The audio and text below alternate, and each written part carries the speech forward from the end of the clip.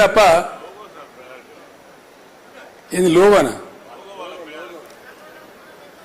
Logo అనేది ప్రజల గుండె మీద ఉంటుంది కదా. ఆ రోజు మనం రూపకల్పన చేసినాం.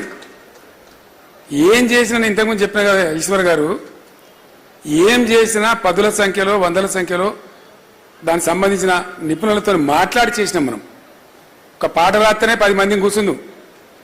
దళిత బంధు పాటలు రాస్తే బాలసేని రప్పించి ఓ 20 మంది కళాకారులను రప్పించి నా పొలం కాడ కూర్చొని ఫామ్లా ఒక వారం తిప్పలవాడు రాసినాం. ఒక సమిష్టి వ్యూహంతో చేసినాం తప్ప పొగరుతోని గర్వంతో ఒంటరిగా మనం చేయలే. ఏ చిన్న పని చేసినప్పుడు అంత బాగా చేసినాం. అట్లా అనేక విషయాలు. సోదరుడు సాయి చంద్రుండే కళాకారు చనిపోయిండు.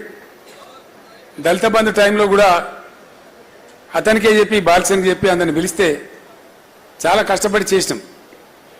ఒక పాట రాయనన్నా, ఒక మాట మాట్లాడనన్నా, ఒక భావాన్ని ప్రజల్లోకి తీసుకుపోవాలన్నా కళాకారులు కావచ్చు, మేధావులు కావచ్చు, ఆ రంగ నిపుణులు కావచ్చు, వాళ్ళతో చర్చలు చేసేసినాం. మనం ఆఫీసర్గా ఇష్టం వచ్చినట్టు చేయలే.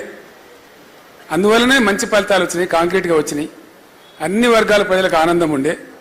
ఇప్పుడు ఆ ఆనందాన్ని ప్రజలు కోల్పోయినామనే సంగతి ప్రజలకు తెలిసిపోయింది. మన డబ్బా కొట్టుడు కాదు.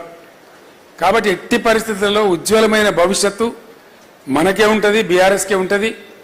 అట్లానే మనం ఇంట్లో పండుకోవద్దు.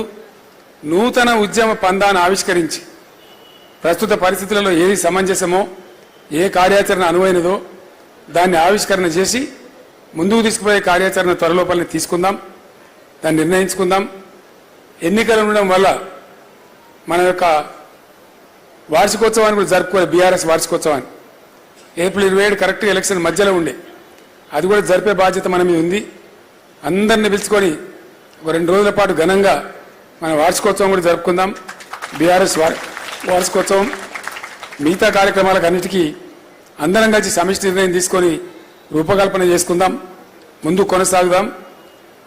ఒకటే మాట నేను మీకు చెప్తా ఉన్నా, దేవుడిచ్చినటువంటి ఆయుష్ నాకు ఎంతవరకు ఉంటే అంతవరకు 100కు 100% చివరి శ్వాస వరకు కూడా తెలంగాణ కోసం పనిచేస్తే తప్ప ఎట్టి పరిస్థితుల్లో విశ్రమించే ప్రశ్న లేదు, విరమణ చేసే ప్రశ్న లేదు. తెలంగాణ ప్రజలకు కూడా ఈ వేదిక నుంచి నేను హామీ ఇస్తా ఉన్నా, ఈ పార్టీ పుట్టిందే మీకోసం, ఈ పార్టీ ఉన్నదే మీకోసం.